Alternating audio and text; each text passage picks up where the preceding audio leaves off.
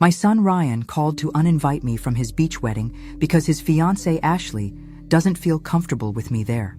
I hung up the phone, poured myself a glass of wine, and started planning the most viral wedding video of the year. If you're watching this, subscribe and let me know where you're watching from. Let me back up and tell you how I, Margaret Williams, 62-year-old retired high school principal, became the most talked about mother-in-law on social media in 3 days flat. It started Tuesday morning when my phone rang. "Mom, we need to talk," Ryan said, using that tone he'd perfected since childhood when he was about to disappoint me. "What's wrong, sweetheart?" "Ashley and I have been discussing the wedding. And well, she's really stressed about everything being perfect. You know how brides get." I knew where this was heading, but I let him dig his own grave. "And? The thing is, she doesn't feel comfortable with you there. She thinks your presence might make things awkward. 27 years I raised this boy alone after his father decided fatherhood wasn't his calling. I worked double shifts to pay for his college, his car, his apartment deposit. I bit my tongue through 2 years of Ashley's passive-aggressive comments about my outdated opinions and old-fashioned cooking. "I see," I said calmly, though my hand tightened around the phone. "And you agree with this decision?" "Mom, please don't make this harder than it is. It's just one day. We'll have a nice dinner after they get back from their honeymoon." "Of course," I replied. "I understand completely." The relief in his voice was audible. "Really? Thanks, Mom. I knew you'd be reasonable about this." After I hung up, I sat in my kitchen staring at the wedding invitation on my refrigerator.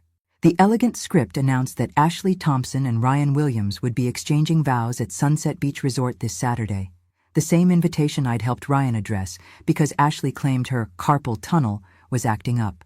I removed the invitation, tore it in half, and threw it in the trash. Then I opened my laptop and started researching. See, here's what my dear future daughter-in-law didn't know about me. I might be 62, but I've been on social media longer than she has. I taught high school for 30 years, which means I've dealt with entitled teenagers and their drama for decades. Ashley Thompson Williams was about to learn that this old dog knew a few tricks she'd never seen. But first, I needed to make a phone call. I called my sister Sandra at 8 a.m. sharp the next morning. Sandy's always been the wild one in the family, the one who never met a scheme she didn't like. "Maggie? What's wrong? You never call this early unless someone's dead." "Not dead, just disowned. Ryan uninvited me from his wedding." "He did what? That little weasel? After everything you've done for him?" I told her the whole story while she made appropriately outraged noises. Sandy's 2 years younger than me, but acts 20 years younger, which made her perfect for what I had in mind. "So what's the plan?" she asked when I finished. "Because I know you've got one. You've got that calculating voice you used when the Patterson kid tried to cheat on his SATs. I need you to do some reconnaissance for me. Ashley Thompson, age 28, works at Morrison Marketing downtown. I need to know everything about her daily routine. Maggie Elizabeth Williams, what are you planning? Nothing illegal, just information gathering." There was a pause. "This is about more than the wedding, isn't it?" She was right. For 2 years, I'd watched Ashley systematically isolate Ryan from his family and friends. She'd convinced him that I was too critical, and his college buddies were immature. Every holiday became a negotiation where Ashley's comfort came first. Every family dinner included subtle digs about my cooking, my house, my life choices. I'd stayed quiet because I didn't want to lose my son. Apparently, I lost him anyway. "Sandy, what would you say if I told you I had a video that might interest the wedding guests?" I'd say, "Tell me more." Saturday morning, I was having coffee at Brewster's Cafe downtown. You know, the one with the outdoor seating. I was minding my own business when I saw Ashley meet someone. A tall man with dark hair, not Ryan. "Oh, Maggie, please tell me you didn't." I didn't plan it, but when I saw her practically climbing into this stranger's lap in broad daylight, 2 days before her wedding, well, I thought someone should document it. The truth was, I'd been following Ashley for 3 days. Something about her smug confidence when she'd answered Ryan's phone the night he called to uninvite me had rubbed me the wrong way. Ashley was too sure of herself, too certain she'd won. I'd learned a long time ago that people who are hiding something usually reveal it when they think no one's watching. "You got it on video?" 47 minutes of Ashley Thompson being very, very friendly with someone who definitely isn't my son. Sandy laughed. a sound that reminded me why we'd been trouble together as teenagers. "What do you need me to do?" "Meet me at the mall tomorrow. We're going shopping for the perfect wedding gift." Thursday morning, Sandy and I met at Riverside Mall like two suburban housewives planning a garden party instead of what could generously be called strategic revenge. "So what's our cover story?" Sandy asked as we walked past the fountain where teenagers were taking selfies. "We're not spying. We're shopping for wedding gifts." Very thoughtful, personalized wedding gifts. We'd driven past Morrison Marketing that morning, confirming Ashley's schedule.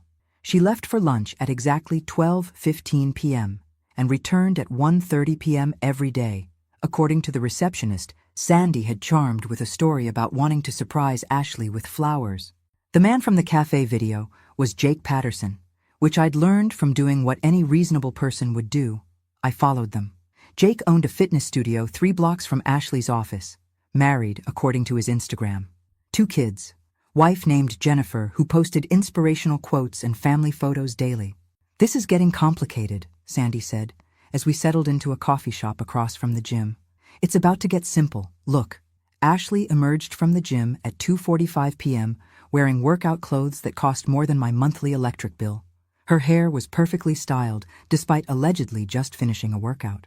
She checked her phone, looked around carefully, then walked to a black SUV parked in the alley. Jake appeared 5 minutes later, casual as anything, and got into the passenger seat. "They're not even trying to be discreet," Sandy muttered. I raised my phone and started recording again. Why should they? Who's going to tell? Ashley's convinced everyone that I'm a bitter old woman who resents her happiness. Ryan would never believe anything negative about his precious fiancée. The SUV pulled out of the alley and drove toward the residential district. I'd already mapped this route yesterday. They went to a small apartment complex on Maple Street, Unit 214, where Jake apparently kept a second residence that his wife didn't know about. We're following them? We're taking a scenic drive. If we happen to see something interesting, well, that's just lucky timing. 20 minutes later, we sat in my car watching Ashley and Jake disappear into the apartment building. I made a note of the time. 3:17 p.m. They'd been doing this for weeks, according to my observations. Every Tuesday and Thursday like clockwork. "Maggie, what are you going to do with all this?" I looked at my sister, remembering how she'd held my hand through Ryan's father leaving, through every school play and baseball game when I'd been the only parent cheering. Sandy had been there for every milestone, every crisis, every moment that mattered. Now my son was marrying someone who thought I wasn't worth including in his wedding. I'm going to give them exactly what they deserve, a wedding video they'll never forget. Friday evening, I sat in my home office editing video footage like a filmmaker preparing for the Oscars. Technology might change, but the skills I'd learned making year-end presentations for the school board transferred beautifully to creating what I was now calling my wedding gift. The doorbell rang at 7 p.m. Ryan stood on my porch holding a bottle of wine and wearing a guilty expression. "Mom, can we talk?" I let him in, noting how he avoided eye contact and headed straight for the kitchen where we'd had every serious conversation of his life. "I brought your favorite wine," he said, setting the bottle on the counter. "Bribery wine.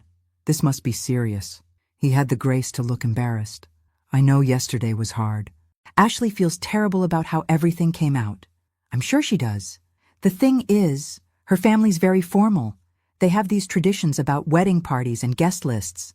Her grandmother's really old-fashioned about these things." Each lie came easier than the last. I'd met Ashley's grandmother exactly once. A delightful woman who'd told me she was thrilled Ashley had found someone with such a wonderful mother.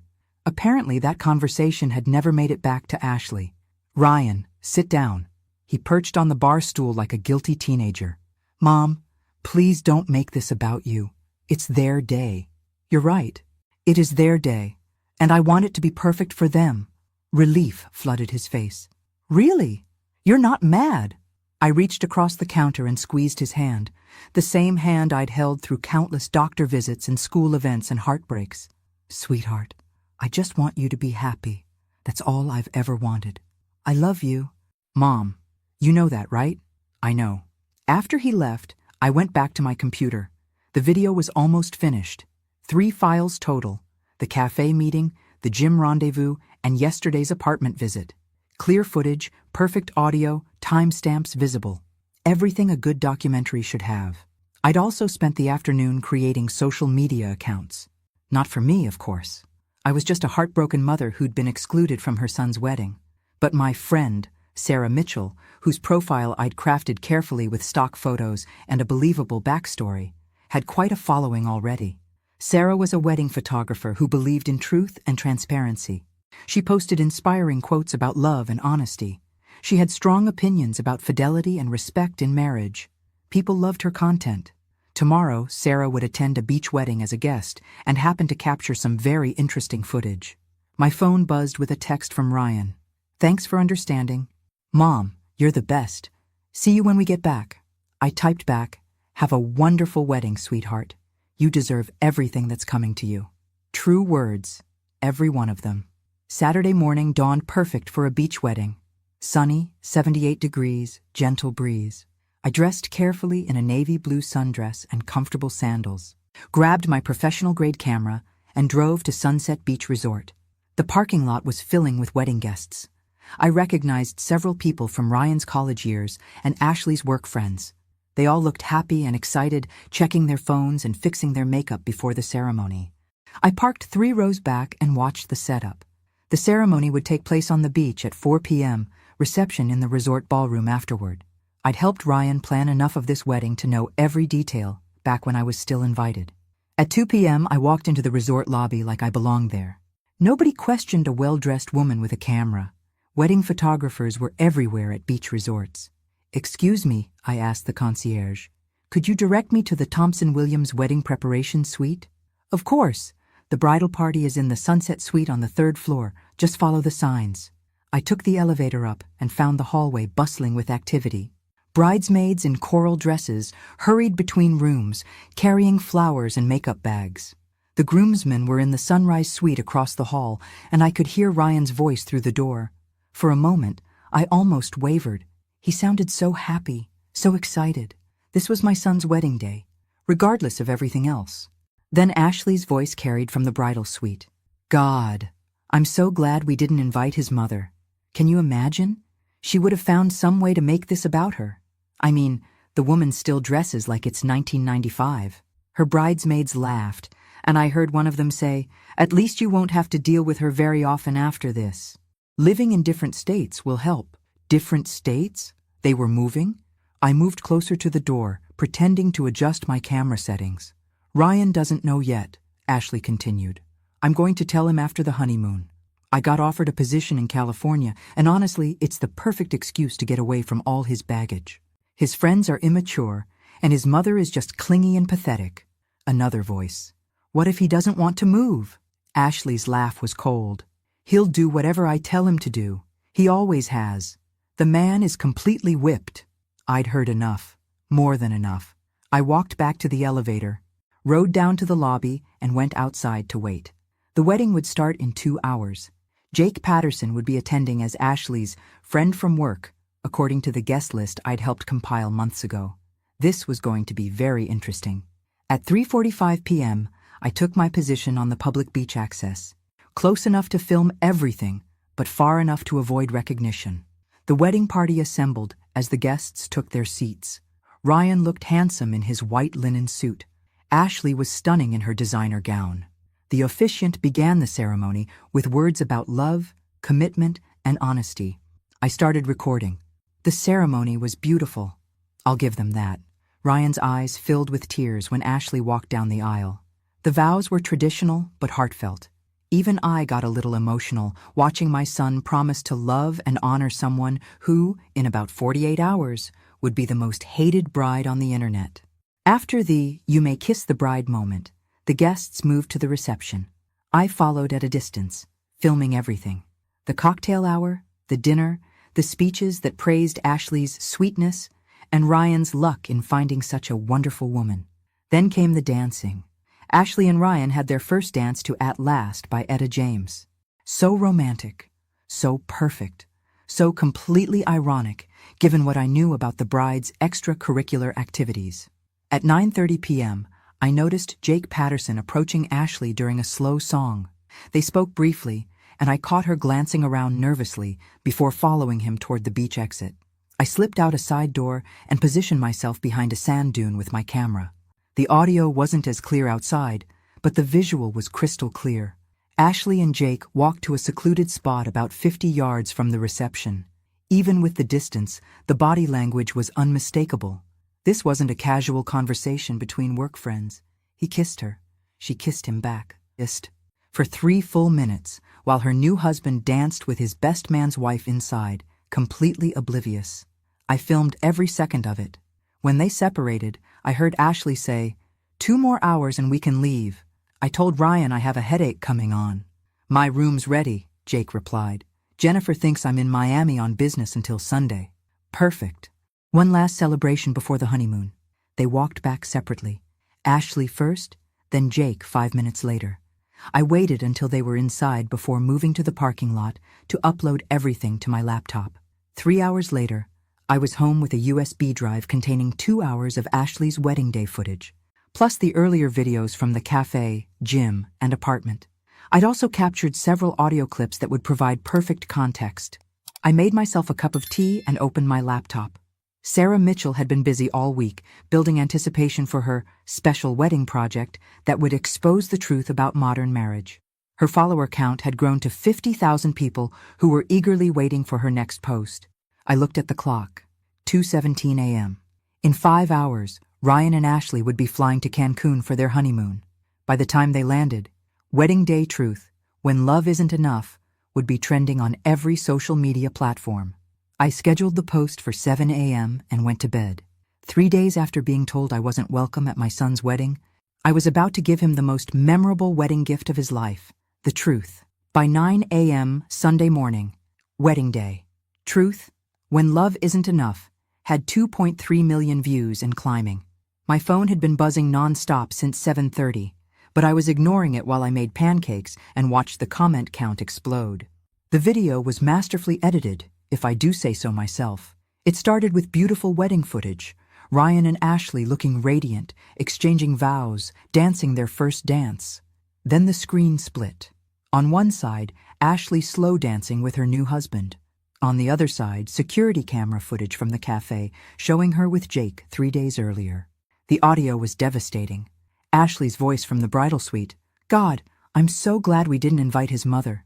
The woman is just clingy and pathetic." Then cut to her wedding vows, "I promise to honor you above all others." The finale was pure cinematic gold. Ashley and Jake kissing on the beach while At Last played softly in the background. Then cut to Ryan inside, completely oblivious, laughing with his groomsmen. Sarah Mitchell had captioned it perfectly. "This groom deserves so much better. When you exclude family from your wedding, sometimes the truth finds another way to be heard." Wedding truth, justice, modern marriage.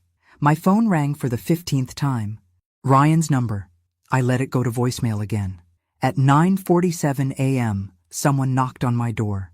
Through the window, I saw Sandy holding a bag from my favorite bakery and grinning like the Cheshire Cat. "You magnificent, vindictive genius," she said, pushing past me into the kitchen. "Have you seen the news?" "What news?" She turned on my TV and flipped to the local morning show. There was Ashley's wedding photo on screen with the headline, "Viral Wedding Video Exposes Cheating Bride." The anchor was saying, "The identity of the videographer remains unknown, but the footage has sparked a national conversation about honesty in marriage and the treatment of extended family in modern weddings." "They're calling you a mystery wedding photographer," Sandy laughed. "Channel 7 wants to interview Sarah Mitchell, but can't find her. Imagine that." My phone buzzed with a text from an unknown number. "We know it was you. Delete the video or there will be consequences." I showed Sandy the text. "Looks like Ashley's not enjoying her honeymoon. What are you going to do?" "Nothing. I'm a grieving mother who was excluded from her son's wedding. What would I know about viral videos?" The doorbell rang again. This time it was Jennifer Patterson, Jake's wife. I recognized her from her Instagram photos, but she looked nothing like the smiling woman who posted motivational quotes. Her eyes were red, her hands shaking. "Mrs. Williams, I'm Jennifer Patterson. I think we need to talk." I invited her in, offered coffee, and waited for her to speak. "My husband's in that video," she said quietly. "I've suspected something for months, But seeing it like that, with the timestamps, she broke down completely. "I'm so sorry," I said, and meant it. "I never intended for innocent people to get hurt." "You did the right thing," she said through her tears. "My children deserve better than a father who lies. Your son deserves better than a wife who cheats." "How long has this been going on?" "At least 3 months that I know of." Jennifer nodded, wiping her eyes. "The apartment on Maple Street. I found the lease agreement in his desk. It's been 6 months." 6 months. Ashley had been planning this wedding, accepting gifts, letting people spend thousands of dollars on travel and accommodations, all while maintaining a second relationship. "What are you going to do?" I asked. "I already filed for divorce. My lawyer says the video is admissible evidence. Jake's going to lose everything." She looked at me directly. "Thank you for giving me the truth. It couldn't have been easy, knowing it would hurt your son too." After she left, I sat in my living room staring at my phone. 17 missed calls from Ryan, 12 from Ashley, 6 from numbers I didn't recognize. The video had 4.1 million views now. My phone rang again. This time I answered. "Mom." Ryan's voice was broken. "We need to talk." Ryan arrived at my house Monday evening, looking like he'd aged 5 years in 2 days. His honeymoon tan couldn't hide the exhaustion in his eyes or the defeat in his shoulders. "The whole resort knew," he said, slumping into my kitchen chair. People were staring, whispering. Someone recognized Ashley from the video and asked for her autograph. Can you believe that? They wanted her autograph. I poured him coffee and waited. Sometimes the best thing a mother can do is just listen. Ashley's convinced you hired a private investigator. She thinks this was all planned, that you've been stalking her for months. And what do you think?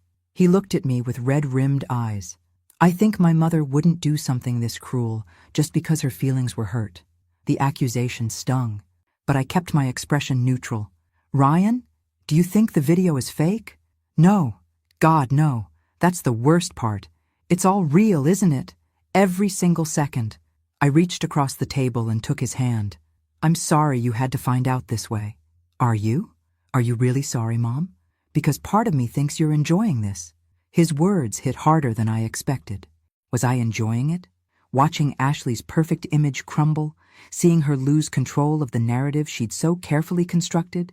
Maybe I was enjoying it a little. "I'm sorry you're hurt," I said carefully. "I'm sorry you married someone who doesn't respect you. I'm not sorry the truth came out." She says it didn't mean anything. Jake was just helping her work through cold feet. The physical stuff was just stress relief. "Ryan, I know how it sounds, but people make mistakes. Marriage is about forgiveness, right?" I stared at my son, this grown man who still wanted to believe in fairy tales. "Sweetheart, she's been having an affair for 6 months. She kept an apartment. She planned to tell you about moving to California after the honeymoon without discussing it with you first. This wasn't cold feet or stress relief. How do you know about California?" I told him about overhearing the conversation in the bridal suite. His face crumpled as each detail sank in. "She had it all planned out," he whispered. "The move, cutting ties with everyone here, with you.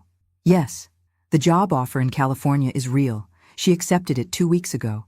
She was going to present it as a surprise opportunity we couldn't pass up." We sat in silence for several minutes. Outside, the streetlights were coming on, and I could hear the neighbor's dog barking at something in their yard. "Mom, I need to ask you something, and I need you to be honest." "Okay. Did you make that video?" I looked at my son, really looked at him. The little boy who used to come running to me with scraped knees and hurt feelings. The teenager who'd trusted me to help him navigate his first heartbreak. The young man who'd called me every Sunday until Ashley decided those calls were too much. "No," I said. "I didn't make that video." It was technically true. Sarah Mitchell made the video. Relief flooded his face. "I knew it. I told Ashley you weren't capable of something like that." "Ryan, what are you going to do?" "I don't know. She wants to work on things. She says if we move to California, we can start fresh, away from all this drama." "And what do you want?" He was quiet for a long time. "I want to trust my wife. But every time I look at her, I see that video. Her laughing about you, kissing him, planning to control my life without even asking what I wanted. Then you have your answer." "Do I? Because I feel like I'm losing everything at once. My marriage, my trust, Maybe my relationship with you too if you really did this. You're not losing me. Sweetheart, you never could. He hugged me before he left, holding on longer than he had in years. I love you, Mom. Whatever happens next, I need you to know that. After he drove away, I opened my laptop. The video had 8.2 million views. Sarah Mitchell had gained 200,000 followers, and Ashley had been tagged in approximately 50,000 comments. None of them supportive. Sometimes the truth is cruel, but it's still the truth. Wednesday morning brought an unexpected visitor. Ashley stood on my doorstep wearing oversized sunglasses and a baseball cap, looking nothing like the confident woman who'd excluded me from her wedding 4 days ago. "We need to talk," she said, pushing past me into my house without invitation. "Come in," I said to her retreating figure. She paced my living room like a caged animal. "You've destroyed my life. My job wants me to take a leave of absence. My family won't speak to me. Jake's wife is taking everything in their divorce and naming me as co-respondent. I'm sorry you're going through this." She whirled around. "Are you? Because I think you planned every second of this. I think you hired someone to follow me and Jake. I think you orchestrated this whole thing because your feelings got hurt." I sat down on my couch and gestured for her to do the same. She remained standing, vibrating with anger and desperation. "Ashley, let me ask you something. If roles were reversed, if Ryan had been having an affair and I had proof, would you want me to tell you? That's not the same thing, isn't it? You made choices. Those choices had consequences. The video didn't create your affair or your lies. It just revealed them. You don't understand. Jake and I, it's complicated. Ryan is sweet, but he's not challenging. He doesn't push me to be better. Jake does. So you married the wrong man. I married a good man. That should be enough." I studied Ashley's face, seeing something I hadn't noticed before. Under the anger and desperation was genuine confusion. She really believed she could have both lives, the security of marriage to Ryan and the excitement of an affair with Jake. "Ashley, did you love Ryan when you married him?" "Of course I did. I do." "Then why exclude his mother from your wedding?" She sat down finally, her composure cracking. "Because you see too much. You ask questions. You make me feel like I'm not good enough for him." "Are you?" The question hung in the air between us. Ashley's carefully constructed facade was crumbling in real time. "I don't know," she whispered. "I thought I was. But being with Jake made me feel alive in a way Ryan never did. And I thought I could have both, that nobody would get hurt if I was careful. Somebody always gets hurt, Ashley. The only question is who and when. I never meant for it to go this far. The affair was supposed to end after the wedding. Jake was supposed to be my last bit of freedom before settling into married life. But it didn't end. No, it got stronger. And then there was the job offer in California. And it seemed like a sign, a way to start over, maybe even find a way to be with Jake eventually. I felt an unexpected pang of sympathy for this young woman who'd made such destructive choices. "Ashley, you need to be honest with Ryan. About all of it. He'll leave me. He might. But if you keep lying, you'll definitely lose him, and you'll lose yourself too." She stared out my window for several minutes. "The video. Can you get it taken down?" "I can't. And even if I could, screenshots exist. It's out there now. So I'm ruined. My career, my marriage, my reputation, all because I made some bad choices. You're 28 years old. You're not ruined unless you choose to be. But you need to stop blaming everyone else and start taking responsibility." Ashley left without another word. Through my window, I watched her sit in her car for 10 minutes before driving away. That evening, Ryan called. "Ashley told me about her conversation with you. About California, about Jake, about everything. How are you doing?" "I'm filing for annulment. Turns out when your wife has been planning to relocate your entire life without telling you, it counts as fraud." Relief flooded through me. "I'm proud of you. Mom, I need to apologize for everything. For letting Ashley treat you badly, for excluding you from the wedding, for doubting you when the video came out. You don't need to apologize for loving someone. But I do need to apologize for choosing her over you. You've never been anything but supportive, and I let her convince me you were the problem. Ryan, what matters is that you see clearly now.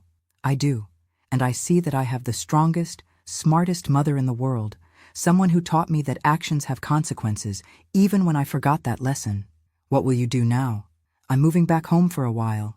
If that's okay, I need to figure out who I am when I'm not trying to be who someone else wants me to be. Your room is exactly as you left it. 3 weeks after the wedding that broke the internet, I was grocery shopping when a young woman approached me in the produce section. "Excuse me, are you Margaret Williams?" My heart stopped. Had someone figured out the connection between me and the viral video? "Yes, I am. I'm Sarah Chen from Channel 7 News. I've been investigating the wedding video story, and I'd like to ask you a few questions."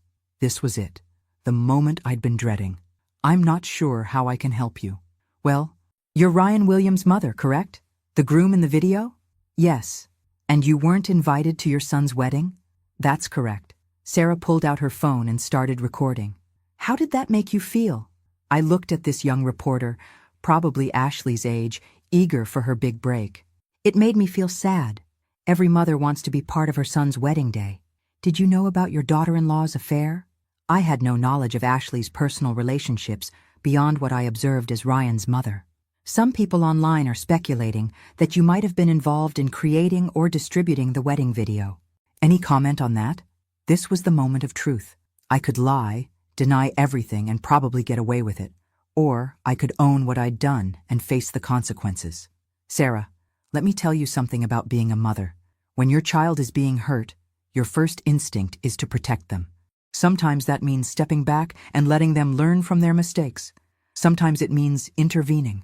So you're saying you did create the video?" "I'm saying that sometimes the truth needs help finding its way to the surface." Sarah's eyes widened. She'd gotten more than she bargained for. "Mrs. Williams, are you admitting on camera that you created the viral wedding video?" I thought about Ryan, home in his childhood bedroom, slowly rebuilding his confidence and sense of self. I thought about Jennifer Patterson, finally free from a lying husband. I thought about all the comments on the video from people thanking Sarah Mitchell for exposing the truth. "I'm admitting that I love my son enough to make sure he knows the truth about the person he married, even if it meant risking my relationship with him." "Even though it humiliated your daughter-in-law publicly?" "Ashley humiliated herself. I just documented it." The interview aired that evening. By the next morning, I was getting calls from talk shows, podcasts, and documentary filmmakers. Justice Grandma was trending on Twitter. Opinion pieces were being written about maternal intuition, wedding ethics, and the price of truth. Some people called me a hero. Others called me vindictive and cruel. I was simultaneously celebrated and condemned, sometimes by the same people. But Ryan supported me completely. "You saved me from making the biggest mistake of my life," he told reporters who showed up at our house. "My mother saw what I was too blinded by love to see." Ashley, meanwhile, had moved to California to take the job she'd planned all along. Jake was living in a studio apartment and working at a different gym after his wife took everything in the divorce. The video had over 50 million views now. Sarah Mitchell had become an internet legend, even though everyone knew she was really me.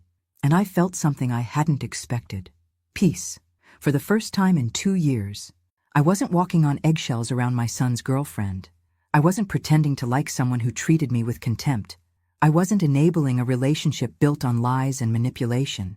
The truth had set us all free, even if freedom came at a cost. 6 months later, Ryan was doing better than I'd seen him in years. He'd started therapy, reconnected with old friends Ashley had systematically alienated, and begun dating a lovely woman named Emma, who actually seemed to enjoy my company. The viral video had become a case study in digital ethics classes and a cautionary tale about social media's power. I'd been interviewed by news programs, podcasts, and even a documentary crew. The story had been optioned for a Netflix movie, though I doubted they'd capture the complex emotions behind what looked like simple revenge. But the real vindication came when Ashley called me on a Tuesday evening in October. "Mrs. Williams, it's Ashley. Ashley Thompson."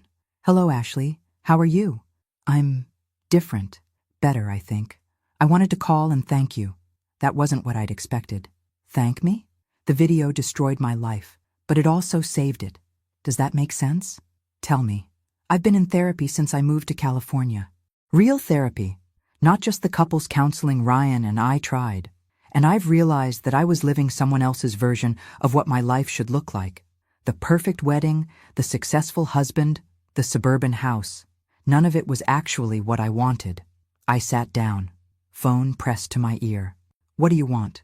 I want to be someone who tells the truth, even when it's hard, especially when it's hard. I want to be someone who doesn't need to sneak around, or lie, or manipulate people to feel alive. And are you becoming that person? I'm trying. I ended things with Jake permanently. I told my parents about the affair and the divorce. I'm dating someone new, and he knows everything about my past. No secrets. I'm glad you're finding your way. Mrs. Williams, I need to apologize. Not just for the affair, but for how I treated you. You were never the problem. I was just threatened by how clearly you saw me. Ashley, we all make mistakes. Y'all. What matters is learning from them. I've learned that you can't build a life on lies, no matter how pretty those lies look from the outside. And I've learned that mothers who ask hard questions are usually worth listening to. After we hung up, I sat in my kitchen thinking about the strange journey that had brought us all to this point. A excluded mother, a viral video, a marriage destroyed, lives changed forever. Had I done the right thing? The question had kept me awake for months. Ryan was happier and more confident than he'd been in years. Ashley was learning to live authentically. Jennifer Patterson had remarried and looked genuinely content in her social media posts. Even Jake, according to mutual friends, was working on himself and trying to rebuild his relationship with his children. Sometimes the truth burns everything down. But sometimes that's exactly what needs to happen for new growth to begin. The video still played occasionally on social media, usually accompanied by debates about privacy, family loyalty, and the price of justice. But I'd stopped reading the comments. I knew what I'd done and why I'd done it. I'd protected my son the only way I knew how. And in the end, isn't that what mothers are supposed to do? My phone buzzed with a text from Ryan. Dinner Sunday? Emma wants to learn how to make your famous lasagna. I typed back, perfect. I'll teach her all my secrets. Some secrets are worth sharing. Others are worth exposing. The trick is knowing the difference. And sometimes, if you're very lucky and very careful, the truth sets everyone free. Thanks for listening. Don't forget to subscribe and feel free to share your story in the comments. Your voice matters.